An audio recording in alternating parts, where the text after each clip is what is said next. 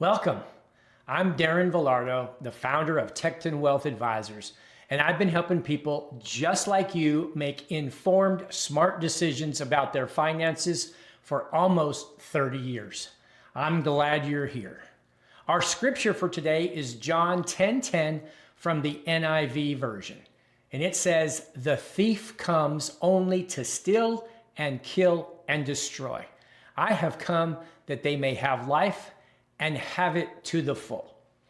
You know, when I was new in the business way back in the day when I still had hair, it was widely thought that most people would pay less in taxes when they retired. And even today, most people still expect to pay less in taxes in retirement than they did when they were working. But for many retirees, the surprise isn't just the income tax and the additional bracket that they might find themselves in despite being retired. It's the hidden taxes that are tied to Social Security and Medicare and RMDs, the stuff that we don't think about when we think of marginal tax brackets and what our tax rate will be. These taxes don't show up as one big bill. They show up quietly, insidiously through higher Medicare premiums and more of your Social Security benefits moving to the taxable line on your tax returns and being taxed. Today, I'm going to explain where these hidden taxes come from and how planning can reduce these unpleasant surprises. Okay, hidden tax number one, the tax on Social Security. Now, to this day, we still encounter many retirees who are shocked to learn that Social Security benefits can and will be taxed.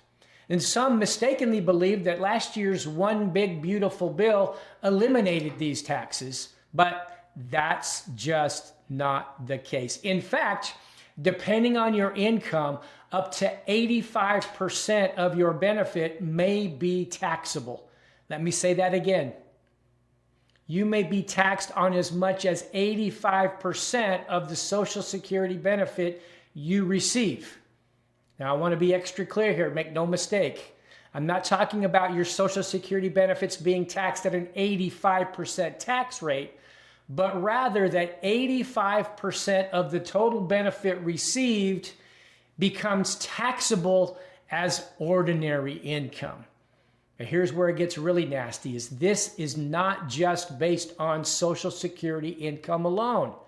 It's based on something called combined income, or more accurately, the provisional income formula and the provisional income threshold. This formula includes half of Social Security benefits, and then add to that literally every other source of income: IRA withdrawals, pensions, interest, dividends, capital gains, tax-free municipal bonds. I think you get the idea. Everything else gets added to half of the Social Security benefit. And if you are over the threshold, then some or most of your Social Security income will be taxed. And what's even worse is that the formula for determining that income threshold has not changed since the 1980s. And so clearly, because inflation has increased both the Social Security benefits and likely those other income streams, it means more people are paying more tax on their Social Security benefits. Let's talk about hidden tax number two, RMDs, required minimum distributions. Now, those required minimum distributions often make this problem worse. You see, RMDs force income from your pre-tax qualified plans like IRAs and 401ks later in life, either at age 73 or 75, depending on your birthday, whether you need it or not. That income stacks on top of Social Security and all the other income sources that you might have. And obviously with Social Security, it's going to push more of it over that threshold and cause it to be taxed. So not only do you have the additional tax on the income that is RMDs, but now perhaps more of your Social Security is being taxed as well. As I said, this is where many retirees feel blindsided because these RMDs can push you over those Social Security thresholds and into a higher tax bracket, thus causing a big spike in taxes. So much for paying less tax in retirement, eh? All right, let's talk about hidden tax number 3. I think this perhaps impacts the fewest amount of people, but it specifically becomes an issue when we're trying to coordinate Roth conversions. And unfortunately, we see a lot of people here in the practice attempt to do their own Roth conversions, not knowing about these Medicare surcharges, and they end up getting stung really badly. So what is it? Well, Medicare premiums are income-based. And that means if your income crosses certain thresholds, you're going to pay higher premiums for your Medicare Part B and your Medicare Part D, the drug portion. These increases are called IRMAA surcharges. Now, IRMAA is Income-Related Monthly Adjustment Amount, IRMAA, IRMAA for short. But guess which way these adjustments work, right? They always adjust higher on our end, meaning if you're not careful, you're going to end up paying significantly more for your Medicare insurance. And here's the frustrating part. These numbers are based on income from 2 years ago. It's a 2-year look back. Now, once triggered, these usually last the entire year until resetting it the next year. These taxes feel hidden because you don't see them clearly. They show up as more Social Security being taxed, higher Medicare premiums, less flexibility overall. So it doesn't feel like a tax hike, but the impact is indeed real and painful.